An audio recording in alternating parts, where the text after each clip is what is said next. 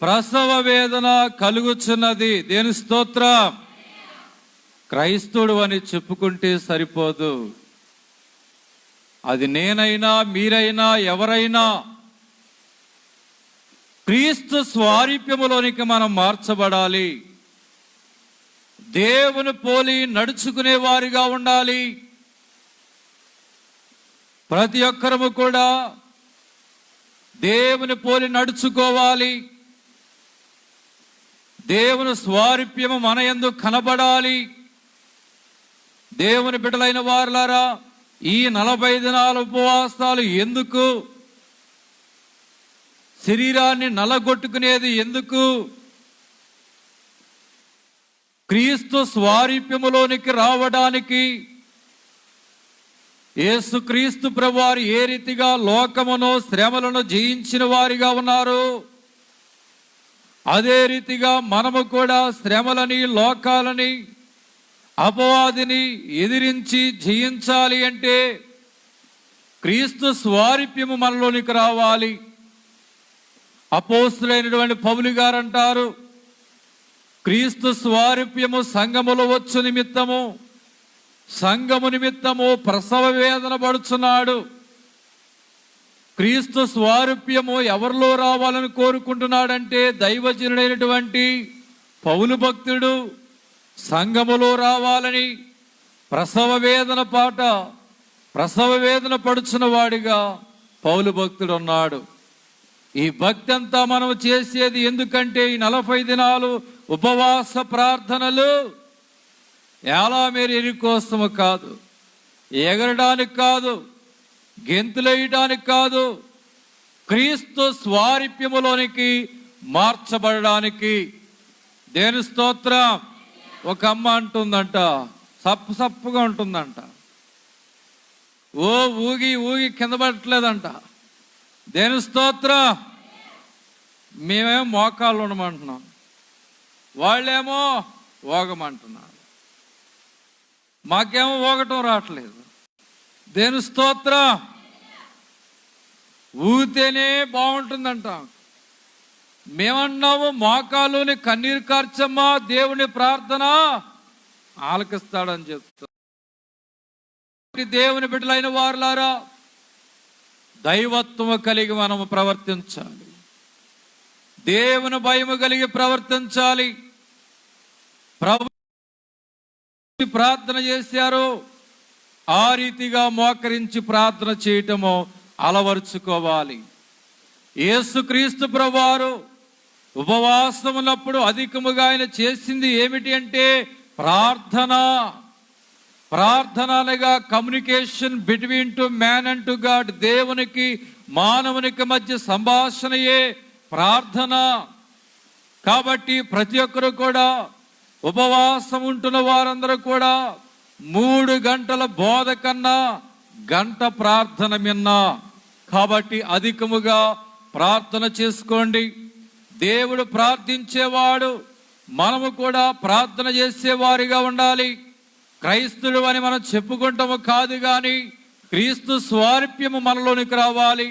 ప్రతి ఒక్కరు కూడా దేవుడు నమ్ముకున్న మనమందరము కూడా ఎవరి రూపములోనికి మార్చబడాలంటే దేవుని రూపములోనికి మార్చబడాలి. ఒక భక్తుడు ఒక పాట రాస్తున్నాడు, ఇదే నా కోరిక నవజీవన రాగమాలిక, ఇదే నా కోరిక, ఇదే నా కోరిక, యేసులాగా ఉండాలని, యేసులాగా నడవాలని, యేసులాగా ఉండాలని, యేసులాగా నడవాలని. ఇంట బయట యేసునాథునికే, ఇంట బయట యేసునాథునికే కంటి పాపనై వెలిగిపోవాలని, ఇది నా కోరిక. ఓ జీవన రాగమాలిక, ఇదే నా కోరిక, ఇదే కోరిక. దేవుని స్తోత్రం. ప్రతి ఒక్కరు కూడా దేవుని యొక్క మందిరములోనికి వచ్చే మనమందరము దేవునితో సహవాసము చేసి ఆయన స్వారూప్యములోనికి మార్చబడాలి. చాలా మంది సినిమా యాక్టర్ లాగా మార్చబడుతున్నారు, సినిమా హీరోయిన్ లాగా మార్చబడుతున్నారు, వారి రూపములోనికి వెళుతున్నారు. సంగమా, లోకమనే రంగములోనికి వెళితే నీకు కలిగేది ఏమిటి అంటే భంగమే. ఎవరి రూపములోనికి రావాలంటే క్రీస్తు రూపములోనికి రావాలి. నేను కూడా యేసుక్రీస్తు ప్రభువారి లాగా ఉండాలని జుట్టు పెంచుకుని అంగీ వేసుకుని ఇట్లా నిలబడాలి, ఇట్లా చేయాలి, ఆయనలాగా ఉండాలని నేను అనుకుంటూ పెంచుతూ ఉండేవాడిని. మా నాన్నగారు ఎప్పుడు మరి దేవుడు మాట్లాడిస్తుండేవాడేమో, ఎందుకయ్యా వెర్రి క్రైస్తవా అని వాక్యం చెప్తా ఉండేవాళ్ళు. అది వారికి చెప్తున్నారా నాకు చెప్తున్నారా అర్థమయ్యేది కాదు.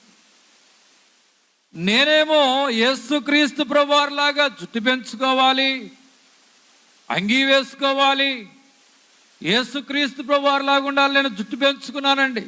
దేవుని స్తోత్రం. 4 వారాలు వచ్చింది ఆ యొక్క వాక్యం. గంగిరెడ్ల వేషములు ఎందుకయ్యా వెర్రి క్రైస్తవా? దేవుని స్తోత్రం, దేవుని స్తోత్రం. ఎద్దులలో చాలా ఎద్దులు ఉన్నాయి. పొగరబోతు ఎద్దు, గంగిరెద్దు. ఈ గంగిరెద్దు పండగలప్పుడు కొంతమంది బాగా అలంకరించి తీసుకొస్తారు. వేషధారణ కలిగి ఒక స్త్రీకి ఏ రీతిగా అలంకరణ ఉంటుందో ఆ రీతిగా గంగిరెద్దుకి కూడా అలంకరణ. అది పనిచేయదు, కేవలం వేషం వేసి తిరిగిద్ది, ఉపయోగం ఉండదు. దేవుని స్తోత్రం. కాబట్టి దేవుని బిడ్డలైన వారులారా, ఈ రూపము కాదు దేవుడు కోరుకునేది, అంతరంగికమైన రూపమును దేవుడు కోరుకుంటున్నాడండి. వెర్రి వేషాలు కాదు దేవుడు కోరుకునేది. పాటలో ఉంది కదా ఈ పాట, ఆత్మజననం అనగానేమో పాటలో ఉన్న దేంట్లో, ఆ పాటలో మనకి ఒక చరణంలో కనబడుతుంది, ఉజ్జీవ కీర్తనలో. దేవుని స్తోత్రం. కాబట్టి గంగిరెడ్ల వేషములు మనం వేయకూడదని చెప్తుంటే ఆ గుండెలలో ఒక బాణము దిగినట్లుండేది. 5వ వారం వెళ్ళి షవరం షాప్ కాడికి వెళ్ళి షవరం చేయించేసాం మొత్తం. ఈ వేషాలు కాదు, ఈ రూపము కాదు దేవుడు కోరుకునేది.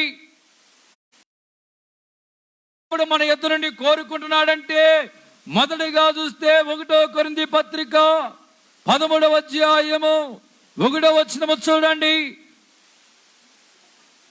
మనుషులు భాషలతోనూ దేవదూతల భాషలతోనూ నేను మాట్లాడినను ప్రేమ లేని వాడనైతే మ్రోగెడు కంచెను గనగనలాడు తాళమునై ఉందును. ప్రవచించు కృపావరము కలిగి మర్మములన్నయు జ్ఞానం ఎరిగిన వాడైనను కొండలను పికిలింపగల పరిపూర్ణ విశ్వాసము గలవాడైనను ప్రేమ లేని వాడనైతే వ్యర్థుడనే గట్టిగలు చెప్దాం. హల్లెలూయా. యోహాను సువార్త 3వ అధ్యాయం 16వ వచనములో ఏముందంటే, దేవుడు లోకముని ఎంతో ప్రేమించిన దేవుని వాక్యం ప్రేమించేవాడిగా ఉన్నాడు. దేవుడు తన గొర్రెల నిమిత్తము, తన ప్రజల నిమిత్తము, మనం ఇంకా పాపులమై ఉండగానే దేవుడు మనందరిని ప్రేమించి సిలువలో బలియాగమైపోయి తన ప్రాణమునే దానమున ఇచ్చి వేసిన వాడుగా ఉన్నాడు. మానవుని ఎడల ప్రేమ చూయించిన వాడు యేసుక్రీస్తు ప్రభువారు.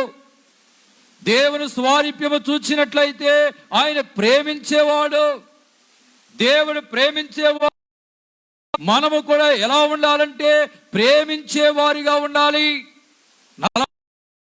చేస్తే మీరు శరీరము నలగొట్టుకుంటున్నారు, మంచిదే, కానీ క్రీస్తు వస్తే ఇంకా మంచిది. దేవుడు ఏ రీతిగా ఉపవాసములు చేసి శరీరమును నలగొట్టుకుని లోకమును శ్రమలను జయించారో అదే రీతిగా ఉపవాసములు చేయించిన నీవు మంచిదే, కానీ క్రీస్తు రూపము లేకుండా ధరించుకోకుండా నువ్వు ఎన్ని ఉపవాసములు చేసినా నీ ఉపవాసాలు వ్యర్థం, నీ పాటలు వ్యర్థం, నీ వాక్యం వ్యర్థం, నీ భక్తి వ్యర్థం, నీ దశమ భాగములు వ్యర్థం. ప్రేమ లేని వాడివైతే వ్యర్థుడివే అని దేవుని వాక్యము చెప్పబడుతుంది. భార్యాభర్తలైన వారు ప్రేమించుకోవాలి, రక్త సంబంధులైన వారు ప్రేమించుకోవాలి, సంఘములో ఉన్నవారు ఒకరికి ఒకరు ప్రేమించుకోవాలి, దైవజనులు సంఘమును ప్రేమించాలి, సంఘము దైవజనుని ప్రేమించాలి. మనమందరము కూడా ప్రేమ కలిగి జీవించేవారిగా ఉండాలి. దేవుడు ప్రేమించేవాడిగా ఉన్నాడు. నీవు క్రీస్తు స్వారూప్యములోనికి మార్చబడాలి అంటే నీలో ప్రేమ ఉండాలి. నీలో ప్రేమ ఉంటేనే క్రీస్తు స్వారూప్యములోనికి నీవు మార్చబడతావు. గట్టిగా చెప్తా హల్లెలూయా, హల్లెలూయా. ప్రేమించండి. పరలోకం ఎక్కడ ఉండదు, భూలోకములోనే ఉంటుంది. మత్తయి సువార్త 5వ అధ్యాయము 23వ వచనము చూడండి. కావున నీవు అమ్మా బలిపీఠమునొద్ద అర్పణ అర్పించుచుండగా మీ మీద మీ సహోదరునికి విరోధం ఏదైనా కలదని అక్కడ నీకు జ్ఞాపకం వచ్చిన ఎడలో అక్కడ నీ బలిపీఠము ఎదుటనే నీ అర్పణను విడిచిపెట్టి మొదట వెళ్ళి నీ సహోదరునితో సమాధాన పడము. దేని స్తోత్రం. సమాధానపరచువారు ధన్యులు, వారు దేవుని కుమారులు అనబడుదురు. సమాధానముగా ఉండాలి, మనము సమాధానపరిచే వారిగా ఉండాలి. అదే రీతిగా మనము చూసినట్లయితే యేసుక్రీస్తు ప్రభువారి యొక్క స్వారూప్యము చూస్తే ఆయన ఎలా కనబడుచున్నారంటే మనకి దీనుడుగా కనబడుచున్నాడు. యేసుక్రీస్తు ప్రభువారు దీనత్వం అనే స్వారూప్యము కలిగిన వాడిగా ఉన్నాడు. దేవుడు నమ్ముకున్న బిడలైన మనం అందరము కూడా ఎలా ఉండాలంటే దీనులుగా ఉండాలి. ఆయన దీనుడు కాబట్టి మనము కూడా ఎలా ఉండాలంటే దీనుడుగా ఉండాలి. దేవుడు నమ్ముకున్న కుమారులు కుమార్తెలు ఎలా ఉండాలంటే దేవుని పోలి నడుచుకోవాలి. దేవుడు దీనుడిగా ఉన్నాడు కాబట్టి మనము కూడా ఎలా ఉండాలి చెప్పండి, దీనుడిగా ఉండాలి. ఆకాశము మహాకాశము పట్టజాలటువంటి దేవుడు చిన్ని కన్యగా దేవుడు భూలోకములోనికి వచ్చాడు. అంత పెద్ద దేవుడే మరియమ్మ గారి గర్భములో చిన్ని శిశువుగా ఉద్భవించాడు. పశువుల తొట్టులో పవలించాడు, పశువుల శాలలో ఉద్భవించాడు. ఎంతో తగ్గించుకున్నాడు దేవుడు అంతటి వాడే. నీవు నేను ఎంతటి వారము? నీవు నేను ఎంతటి వారమండి? దేవుడంతటి వాడే తగ్గించుకున్నాడు. క్రీస్తు స్వారూప్యము నీలోనికి రావాలి. దేవుడు తగ్గించుకునేవాడిగా ఉన్నాడు. ఈనాడు దేవుడు నమ్ముకున్న బిడలుగా ఉన్న మనం అందరము కూడా దేవుని సన్నిధిలో మీరు మా ఎదుట తగ్గించుకున్నా తగ్గించుకుపోయినా మాకైతే ఇబ్బంది లేదు, కానీ దేవుని దృష్టిలో మీరు తగ్గించుకోండి. ఎవరి దృష్టిలో? దేవుని దృష్టిలో మీరు తగ్గించుకోండి. దీనత్వము కలిగి ఉన్న ఎడలో దీనులైన వారిని దేవుడు లేవనెత్తుతాడు. వినయ మనస్సు కలిగిన వారి యందు యెహోవా నివాసము చేస్తాడు. దేవుడు దీనుడు కాబట్టి మనము కూడా దీనులుగా ఉండాలి. ఇది క్రీస్తు స్వారూప్యము. దేవుడు ఎలా ఉన్నారంటే మరి యొక్క రూపములో దాసుడిగా ఉన్నాడు. దేవుని పనుల యందు ఆసక్తి కలిగిన వాడిగా ఉన్నాడు. అలాగనే మనము కూడా ఆయన దేవుడయ్యండి దాసుని స్వరూపము దాల్చుకున్నట్లుగా మనము కూడా దాసుని స్వరూపమును దాల్చుకునే వారిగా ఉండాలి. దేవుని బిడ్డలైన వారులారా, కష్టపడి పని చేసేవాడు ఏలేవాడిగా ఉంటాడు.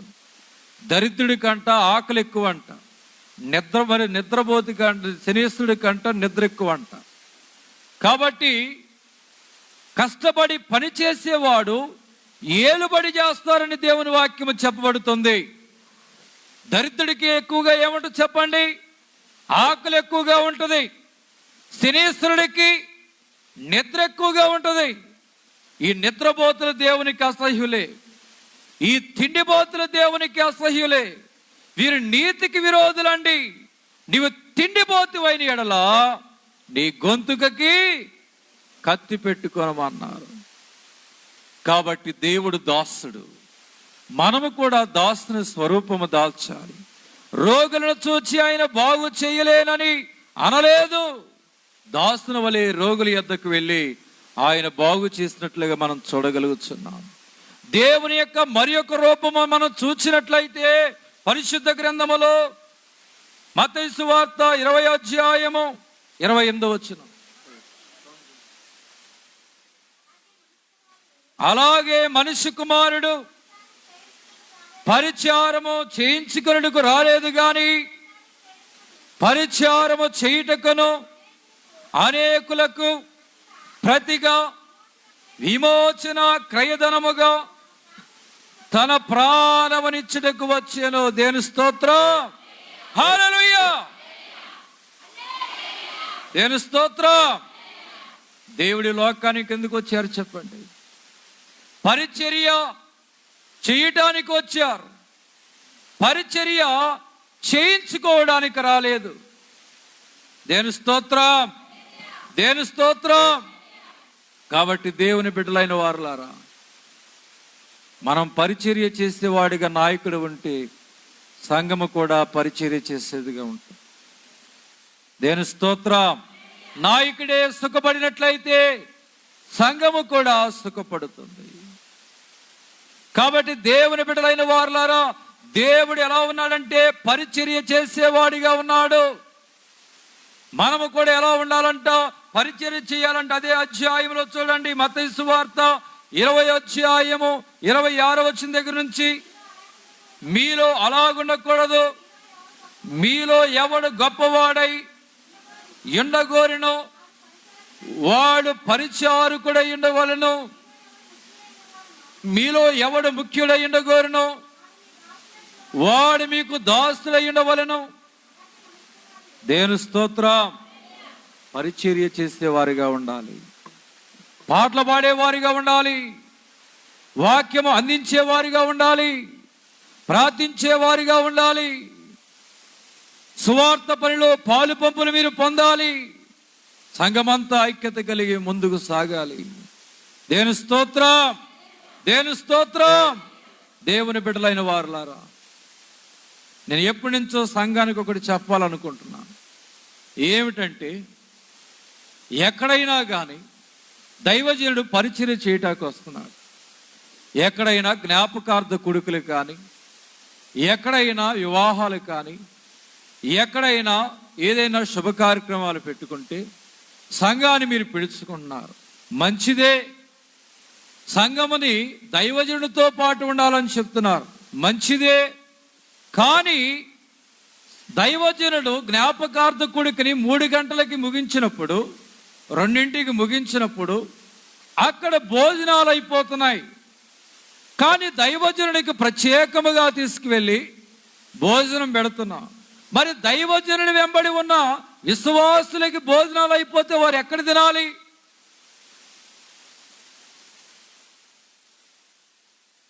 చెప్పండి.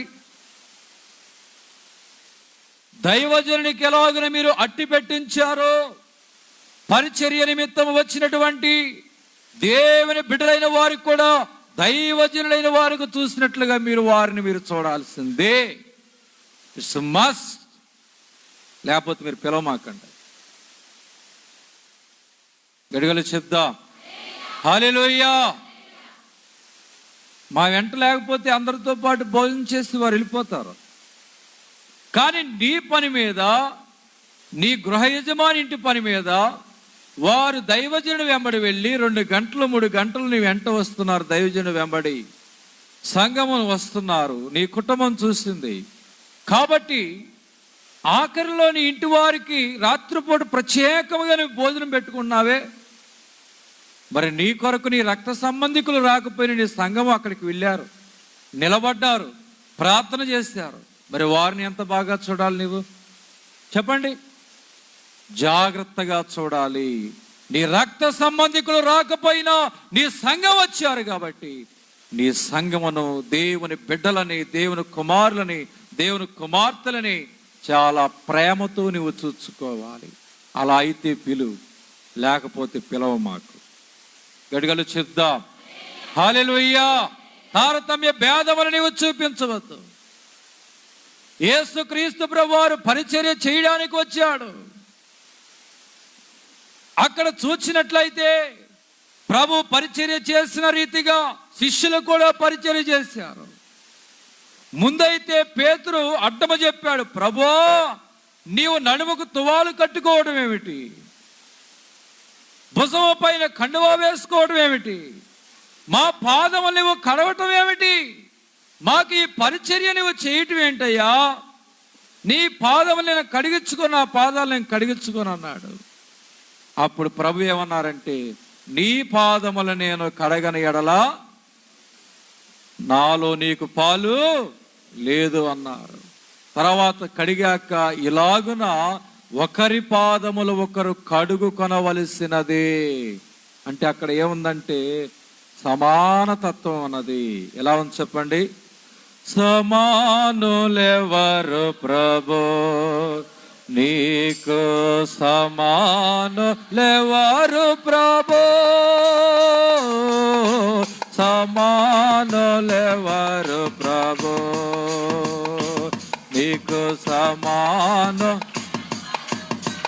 సమానతత్వము, సహోదరత్వము, సమంజసము కాని నాకు తెలియని నీకు తెలుపని సమానతత్వం అన్నది ఆయనలో, సహోదరత్వం అన్నది. కాబట్టి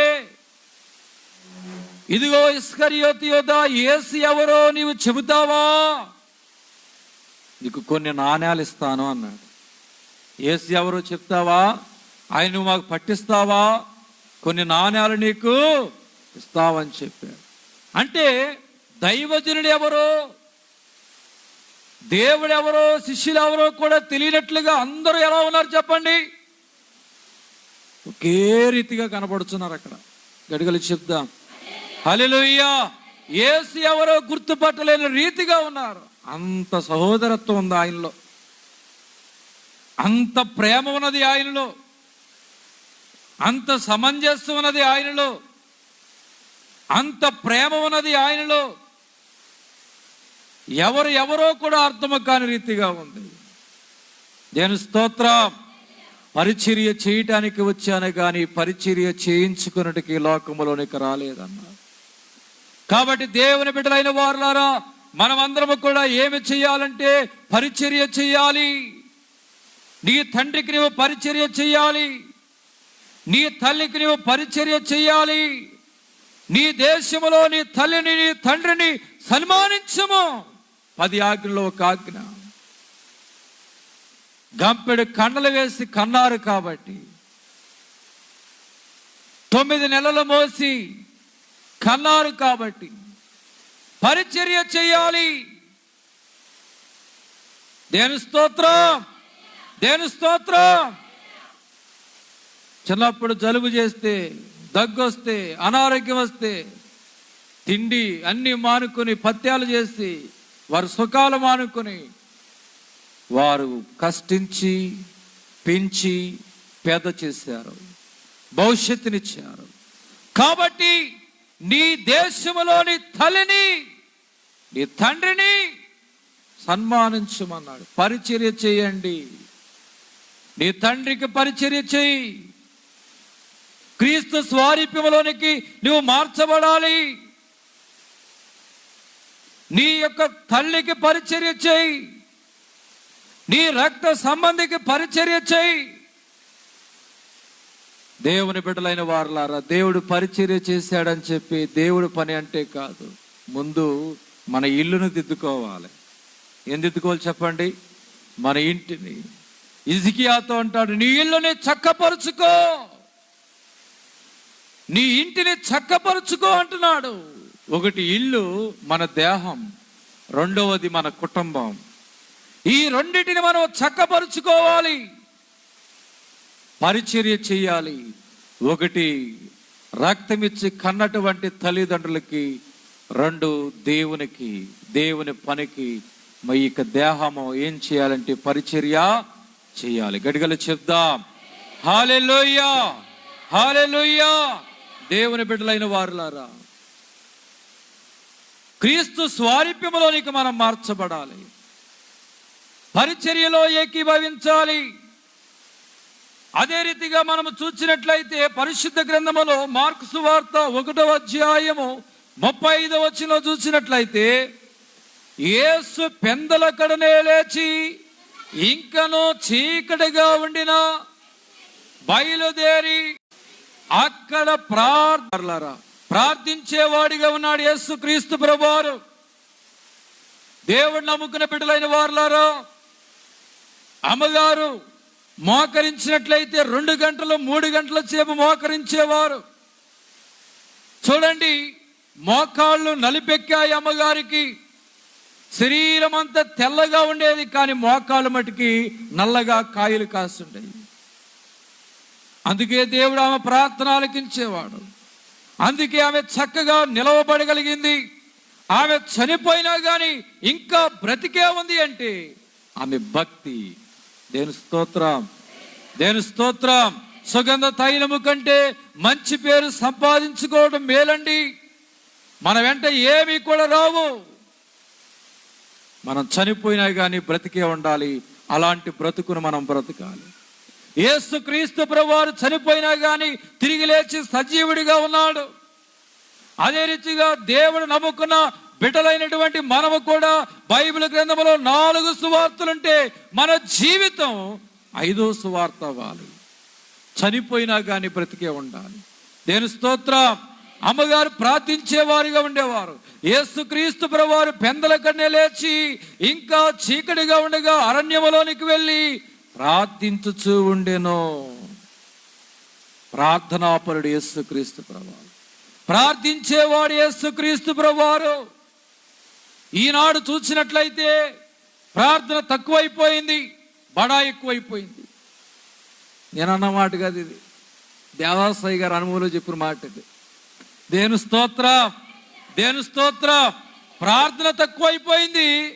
మేం దేవుణ్ణి నమ్ముకున్నాం, మేం గుడికి వెళ్తున్నాం అన్నావు. నువ్వు ఎన్ని గంటలు ప్రార్థన చేస్తున్నావు? తెల్లవారుజామున లేచి ప్రార్థన చేస్తున్నావా? మీరు మెలకువగా ఉండి ప్రార్థన చేయండి. శోధనలోనికి ప్రవేశించకుండానట్లు మెలకువ కలిగి ప్రార్థన చేయండి అని దేవుని వాక్యము చెప్పబడింది. 7 మెట్లు ధ్యానములో ఒక 10 నిమిషాలు మోకాలు లేకపోతున్నాం. పర్లేదులేండి, మొట్టమొదటి వారం మీద 2వ వారం పర్లా, 4వ వారం ఇంకొద్దిగా మోకాళ్ళ మీద మీరు నిలబడతారు నాకు తెలుసు. దేవుని స్తోత్రం. మోకాళ్ళ మీద ఎవరైతే సరిగ్గా నిలబడి ప్రార్థన చేయగలుగుతారో జీవితంలో అన్ని విషయాల్లో చక్కగా నిలబడగలుగుతారు. నమ్మిన వారి గట్టిగలు చెప్తాం హల్లెలూయా. నువ్వు మోకాళ్ళ మీద సరిగ్గా ప్రార్థనలో నిలబడలేకపోతే జీవితంలో చక్కగా నువ్వు నిలబడలేవు. నువ్వు నిలబడాలి అంటే నీ మోకాలు సహకరించినంత కాలం మోకరించు. మోకాలు నొప్పులు వచ్చిన వాళ్ళని వదిలిపెట్టేయండి. నీ మోకాళ్ళు బాగున్నాయి కాబట్టి బాగున్న వారు మోకరించండి. క్రైస్తవుడిగా జీవించటము సామాన్యమటండి. కొట్టిన వారిని కొట్టకూడదు, తిట్టిన వారిని తిట్టకూడదు, దూషించిన వారిని పాపము చేయమని కాలు అభ్యంతరపరిస్తే గండ్రగొడ్ల చేత నరికి వేసుకోవాలి. దేని స్తోత్రం. ఏదో దేవుణ్ణి నమ్ముకుంటే మేలు కలిగి వచ్చాను, వీళ్ళేంటో మోకాళ్ళు ఉండమంటున్నారు, మోకాళ్ళు ఎప్పుడు వస్తున్నాయండి అని అనుకుంటున్నావేమో. దేని స్తోత్రం. క్రైస్తవుడిగా జీవించటం సామాన్యము కాదు. పాపము చెయ్యమని నాలుగు అభ్యంతరపరిస్తే చాకు చేత కోసి వేసుకోవాలి. నీ కన్ను పాపము చేయమని ప్రేరేపిస్తే మేకు చేత పొడిచి వేసుకోవాలి. నీ చెయ్య పాపము చేయమని ప్రేరేపిస్తే కత్తి చేత నరికి వేసుకోవాలి. పరిశుద్ధముగా నువ్వు జీవించాలి. దేని స్తోత్రం, దేని స్తోత్రం. యేసుక్రీస్తు ప్రభువారు ప్రార్థించేవారిగా ఉన్నారు. క్రీస్తు స్వారూప్యములోనికి నువ్వు మార్చబడాలి అంటే నువ్వు ప్రార్థించేవాడిగా ఉండాలి. మంచము దిగాగానే మొదట మోకాలుని మన తండ్రిని తలంచుకొనుట, అన్ని పనులన్నిటి మించిన పని అవును, కొంచెమైనను బ్రతికించుట సరికాదు. దేవా దేవుని మ్రొక్క ఓ ప్రియులారా, దేవారాజుని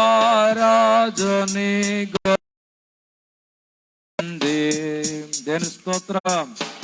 ఎంతమంది మీ ఇంట్లో కుటుంబ ప్రార్థన చేస్తున్నారు? చేతులు ఎత్తండి.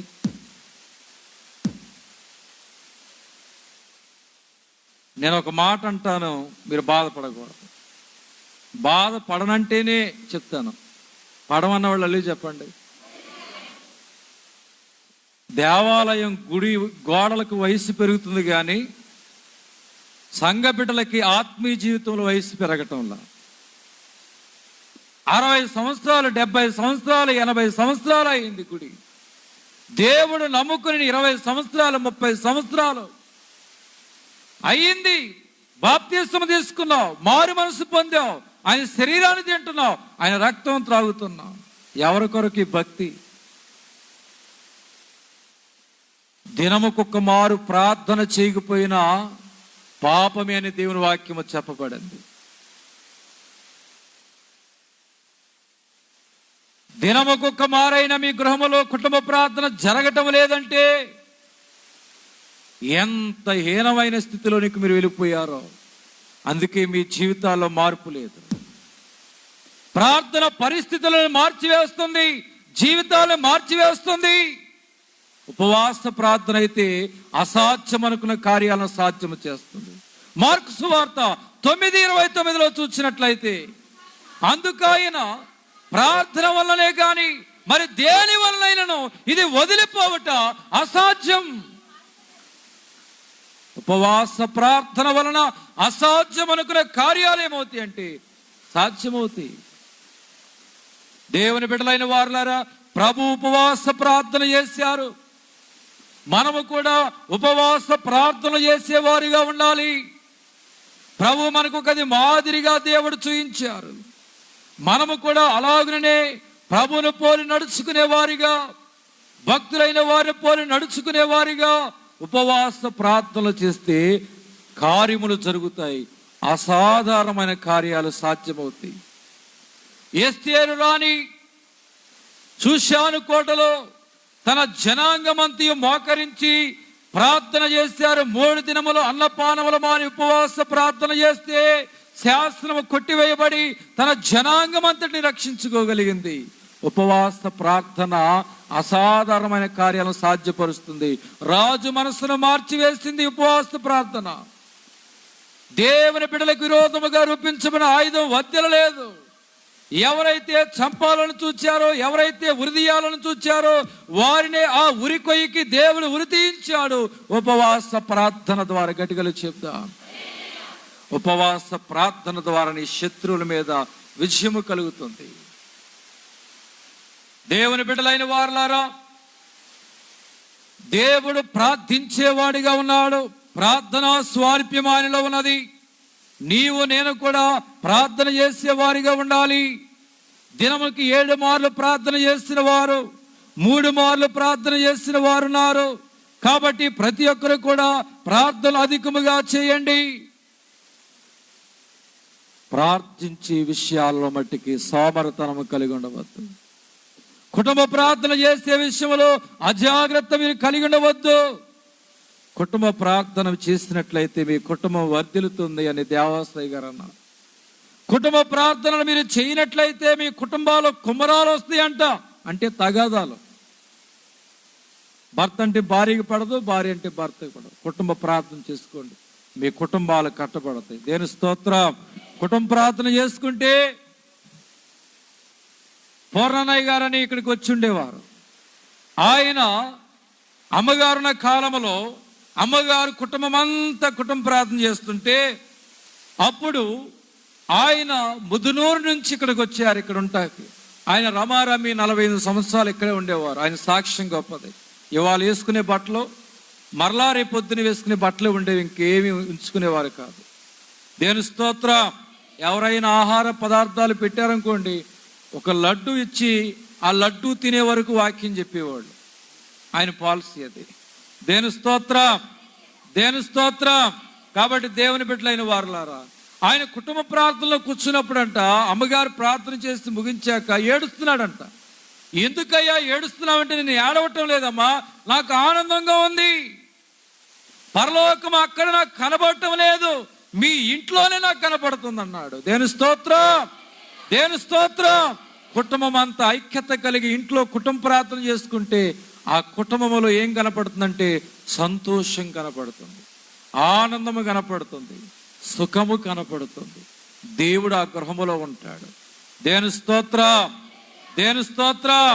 దేవుని బిడ్డలైన వారులారా, మీ కుటుంబం అంతా మీ ఇంట్లో ఏమి చేయాలంటే కుటుంబ ప్రార్థన చేసుకోండి. కుటుంబ ప్రార్థన చేయమని చెప్పి మీ అమ్మాయికి నువ్వు నాటకాలు చూస్తున్నావు. ఆమెమో ఆ గదిలో కుటుంబ ప్రార్థన చేస్తుంది తలిపేసుకుని, నువ్వేమో మధ్యాహ్నంలో టీవీ పెట్టుకుని చూస్తున్నావు. నేను చూడలేదు అనుకో మాకు నువ్వు. దేవుని స్తోత్రం, దేవుని స్తోత్రం. నాటికలు పిచ్చి అయిపోయింది. దేవుని బిడ్డలైన వారులారా, కుటుంబ ప్రార్థనలు చేసుకోండి. మీ కుటుంబాలు, మీ జీవితాలు కట్టబడతాయి. దేవుడు ప్రార్థించేవాడిగా ఉన్నాడు. మనము కూడా ఎలా ఉండాలంటే ప్రార్థించేవాడిగా ఉండాలి. మత్తయి సువార్త 20వ అధ్యాయము 28వ వచనంలో చూసినట్లయితే, అలాగే మనుష్య కుమారుడు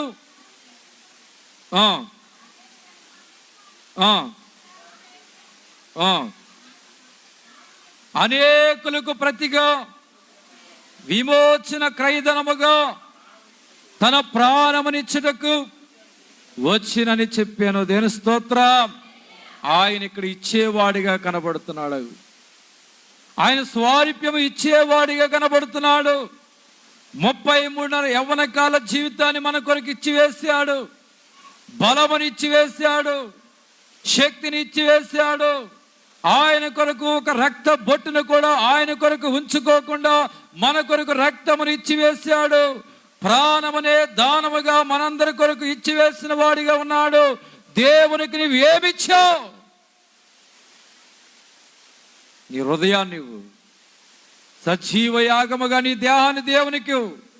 నీ వెండి కాదు, నీ బంగారము కాదు, నీ డబ్బులు కాదు దేవునికి కావలసింది. సజీవ యాగముగా నీ దేహాన్ని దేవునికి కానుకగా ఇవ్వు. ఆకాశ పక్షులకు గూలున్నాయి, నక్కలకు బరియలున్నాయి, మనిషి కుమారుడు తలవాల్చుకోవడానికి స్థలము లేదు.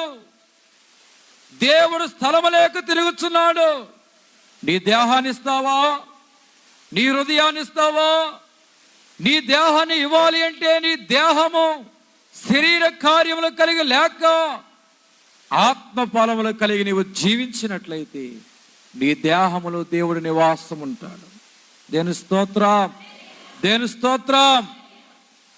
శరీర కార్యాలు పెట్టుకున్నంత కాలం నీ దేహములో దేవుడు నివాసమో చేయడు. దేవుని స్తోత్రం. దేవుడు నా కుమారుడు, నీ హృదయము నాకిమ్ము అంటున్నాడు దేవుడు. మన హృదయం మోసాలతో, కక్షలతో, క్రోధాలతో, అసూయలతో, ద్వేషాలతో, విమతాలతో నిండిపోయాయి. ఇదేనా మన జీవితం? దీని కొరకేనా మనం జీవించేది? నీ ముందర ఎన్నో విజయాలు పగలు కాదు మన జీవితం, బహుమానము పొందడమే మన జీవితం. బహుమానము పొందడమే మన జీవితం అండి. గట్టిగా చెప్దాం హల్లెలూయా. ఎవరు కావాలి? ఎవరు కావాలి? ఎవరు కావాలి? యేసు తప్ప బ్రతుకునందు ఎవరు కావాలి? నన్ను అందరూ అన్ని విడిచినా ఎన్నడను విడువనట్టు యేసు కావాలి. ఎవరు ఎన్ని అనుకున్నా, ఎవరు ఎన్ని నిందలు వేసినా అవి నువ్వేమి పట్టించుకోవద్దు. నువ్వు దేవుని వైపు చూచి ప్రయాణం చేయి. దేవునికి నీ యొక్క దేహాన్ని సజీవ యాగముగా ఇచ్చివేయి. దేవునికి నీ హృదయాన్ని దేవునికి ఇచ్చివేయి. పశువుల శాలలో పశువుల తొట్టి దేవునికి చోటిచ్చిట్ల బట్టి అది ఇప్పటికీ ఘనమైన అంతస్తులో ఉంది. పశువుల పాక దేవునికి చోటిచ్చిట్ల బట్టి దేవాలయముగా మార్చబడింది. మరియమ్మ గారు తన యొక్క గర్భంలో దేవునికి చోటిచ్చిట్ల బట్టి మరియమ్మ గారు ధన్యురాలైపోయింది. నీ జీవితంలో నువ్వు చోటిచ్చినట్లయితే నీ జీవితము కూడా మార్చివేయబడుతుంది. పెంట కప్పలో పడిపోయిన నీ జీవితాన్ని దేవుడు లేవనెత్తి ఘనమైన అంతస్తులో ఉంచుతాడు. నమ్మిన వారి గట్టిగా చెప్తాం హల్లెలూయా, హల్లెలూయా. దేవుని బిడ్డలైన వారులారా, దేవుడిచ్చేవాడిగా ఉన్నాడు, దేవుడిచ్చేవాడిగా కనబడుతున్నాడు. మనము కూడా ఇచ్చేవారిగా ఉండాలి. ఏమిటి? డబ్బా కాదు. ముందుగా ఏమివ్వాలి? నీ హృదయం నీవు, సజీవ యాగముగా నీ దేహాన్నివ్వు. క్రీస్తు స్వారూప్యములో నువ్వు మార్చబడాలి. దేవుడు దేహం అనే దేవాలయంలో నివాసం ఉండాలి. నువ్వు ఇవ్వకుండా అటు ఇటు తిరుగుతున్నావు. దేని స్తోత్రం, దేని స్తోత్రం. ఇంట్లోనే నువ్వు పరుంటున్నావు. దేవునికి నీ దేహాన్ని ఇవ్వటం లేదు. సజీవ యాగముగా ఆత్మతో సత్యముతో దేవుని ఆరాధించడం లేదు. దేవుని నీవు స్తుతించడం లేదు. ఈ నాలుకతో స్వరమండల సితారముతో దేవుని స్తుతించడం లేదు. చప్పట్లతో దేవుని స్తుతించడం లేదు. అలా చేయకుండా నీవు ఇంట్లో కూర్చుంటున్నావు. హగ్గయి గ్రంథము 1వ అధ్యాయం 6వ వచనం చూడండి. నీ మందిరము పాడైపోయిండగా మీ ఇళ్లలో ఉండకు సరంబి వేసినటువంటి ఇళ్లలో ఉండకి సమయమా? మీరు విస్తారముగా విత్తినను గాని కొంచెముగానే పండును. భోజనము చేసినను ఆకలి తీరదు, పానము చేసినను దాహము తీరదు, బట్టలు కప్పుకునను చలి ఆగదు. పనివారు కష్టము చేసి జీతము సంపాదించిన చినిగిపోయిన సంచులో వేసినట్లుగా ఉండను. హల్లెలూయా. దేవుని బిడ్డలైన వారులారా, దేవుని పని కొరకు మీ దేహాన్ని వాడకుండా, దేవునికి సజీవ యాగము ఈ దేహాన్ని ఇవ్వకుండా నువ్వు తిరుగుతున్నావు. నువ్వు ఎంత కష్టపడినా గాలిని పట్టుకోవడానికి ప్రయాసపడినట్లేదు. యెహోవా పట్టణమును కాపాడని ఎడల ఆ పట్టణమును కావలి కాయవారు మేలుకొనుట వ్యర్థమే. యెహోవా ఇల్లు కట్టించిన కట్టువారి ప్రయాసంతయు వ్యర్థమే. ప్రభు లేకుండా నువ్వు పడేటువంటి ప్రయాసంతా వ్యర్థమే. ముందుగా దేవుని పని చేయి. దేవుడికి నీ దేహాన్ని, దేవుని పని చేయి. నువ్వు ఎక్కడికి వెళ్ళినా జయ జీవితాన్ని అనుభవిస్తావు, విజయ పదవిలో నడుస్తావు. నీ గురి, నీ భరి, నీ ధరి యేసుక్రీస్తు ప్రభువారే, మరి ఒకరు ఎవరు కూడా కాదు. దేని స్తోత్రం, దేని స్తోత్రం. యేసుక్రీస్తు ప్రభువారు స్వారూప్యములోనికి మార్చబడాలంటే మనము ఇంకో లక్షణము కలిగి ఉండాలి. ఏమిటంటే ఆయన ఆత్మల భారము కలిగిన వాడు. ఏ భారము కలిగిన వాడు చెప్పండి? ఆత్మల భారము కలిగిన వాడు. కాబట్టి దేవుని బిడ్డలైన వారులారా, ఈ దినముల్లో చూసినట్లయితే ఆ భారం తక్కువైపోయింది, ఆత్మల భారము తక్కువైపోయింది. లోకానుసారమైనటువంటి నడవడి అధికమైపోయింది. కాబట్టి ప్రతి ఒక్కరము కూడా మనం ఏం చేయాలంటే ఆత్మను రక్షించేటువంటి ఒక దివ్యగా, ఒక జ్యోతిగా మనం వెలిగించబడాలి. నీ యొక్క సాక్ష్యము ద్వారా, నీ యొక్క భక్తి ద్వారా, నీ యొక్క నడవడి ద్వారా, నీ యొక్క ప్రవర్తన ద్వారా అనేకులైన వారిని వ్యభిచారిని సంసారులుగా నీవు మార్చివేయాలి. త్రాగుబోతులైన వారిని రక్షణ మార్గంలో నువ్వు నడిపించాలి. అవిశ్వాసులైన వారిని విశ్వాసములో నడిపించాలి. అపవిత్రత కలిగిన వారిని పవిత్రతలోనికి నువ్వు నడిపించాలి. ఆత్మల భారము కలిగి జీవించేవాడిగా ఉండాలి. యేసుక్రీస్తు ప్రభువారు నశించిపోవచ్చున్న ఆత్మల పట్ల ఎలాగైనా భారము కలిగి ఉన్నాడో అలాగే మనం అందరము కూడా ఆత్మల భారము కలిగి జీవించే వారిగా ఉండాలి. క్రీస్తు స్వరూపంలోనికి మార్చబడాలి. యేసుక్రీస్తు స్వరూపంలోనికి నువ్వు మార్చబడాలంటే ఇంకొక అంశము చూసినట్లయితే ఆయన క్షమించేవాడిగా ఉన్నాడు. ఎలా ఉన్నాడు చెప్పండి? క్షమించేవాడుగా. ఈ దినాల్లో భార్యాభర్తల మధ్య గొడవలండి. భార్య క్షమించడం లేదు, భర్త క్షమించడం లేదు. అత్త కోడల మధ్య గొడవలు, అత్త క్షమించటం లేదు, భార్య క్షమించటం లేదు. ఒక ఆయన నన్ను అడిగాడు, ఏమండి మా భార్య మా కోడలు మామయ్య గారు మారండి మారండి మారండి మారండి అని చెప్పి మార్చారు. నన్ను బైబిల్ పట్టించారు, చదివేలాగా చేశారు. చదువుతున్నానండి. మరి వీళ్ళు నాకంటే ముందుగా దేవుడు నమ్ముకున్నారు. మరి ఇలా నడవడేంటో నాకు ఏమీ అర్థం కావట్లేదు. అన్నీ బాగానే చేస్తున్నారు, ఇదొక్కటేంటో నాకు అర్థం కావట్లేదు. దేవుడేం చెప్పేయడం అలా చేస్తున్నారేమో. 6 సోమవారం మొదలుకొని శనివారం సాయంకాలం వరకు మాట్లాడుకోరు బాబు. శనివారం సాయంకాలం అత్తయ్య గుడికి వెళ్దామా అంటుంది. అమ్మా నువ్వు ఇంకా రాలేదేమిటని నేను ఎదురు చూస్తున్నాను అంటుంది అత్తగారు. శనివారం నైట్ మాట్లాడుకుంటారు, ఆదివారం మాట్లాడుకుంటారు, ఆదివారం సాయంకాలం అది మొదల తుది మరలా శనివారం దాకా మాట్లాడుకుంటలేదు. ఇలా జీవించమని బైబిల్లో దేవుడు ఎక్కడైనా చెప్పాడా?